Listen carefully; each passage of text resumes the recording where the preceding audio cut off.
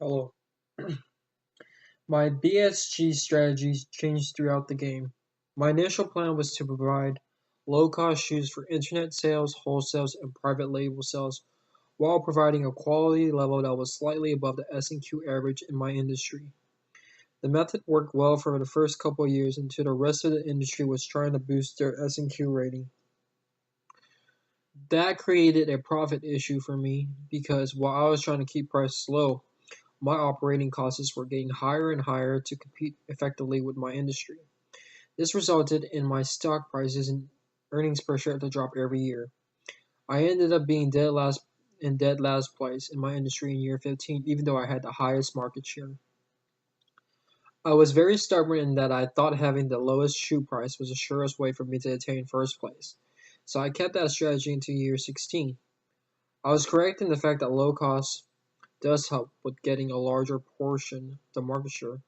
What I didn't take into account was that there are other ways to increase market share while attaining a good profit margin and keeping my shareholders happy. When the year 16 decision deadline was approaching, I decided that I was going to change my strategy or be okay with being in dead last place.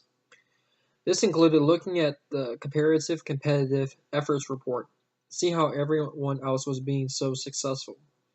I noticed that wholesalers and average customers were buying shoes that were lower quality than mine in terms of quality from my competitors at a higher price, even though I was in the top three in terms of having the highest S&Q rating.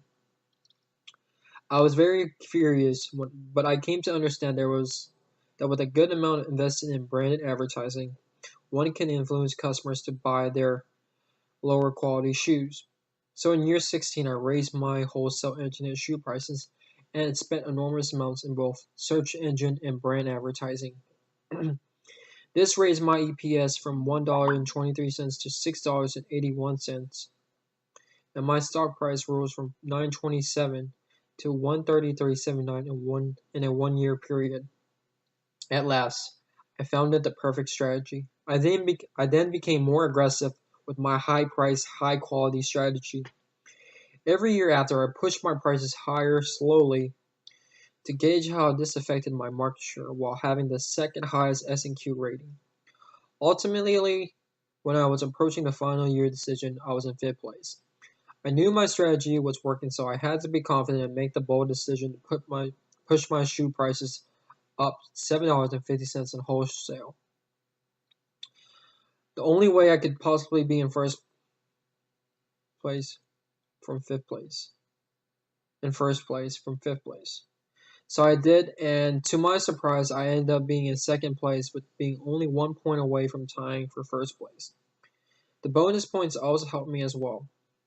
I give credit to this from looking at the competitive comparator report, which gave me insight to the pattern strategies of my competitors. As far as suggesting strategic differences, I would have to give the advice of what I saw this one competitor did, who ended up being first place in my industry.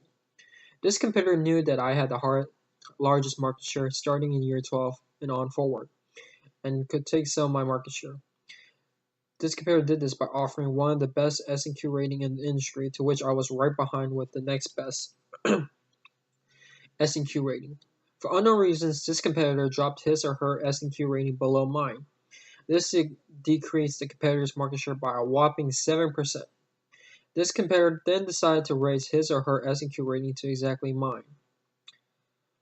Unfortunately for this competitor, this effects were permanent when he/she decided to drop it. I have amassed nearly 35% of the market share by year 16. This competitor still had the second best market share and understood that even though he/she didn't have the best market share, this competitor could still make huge profits with his/her market share.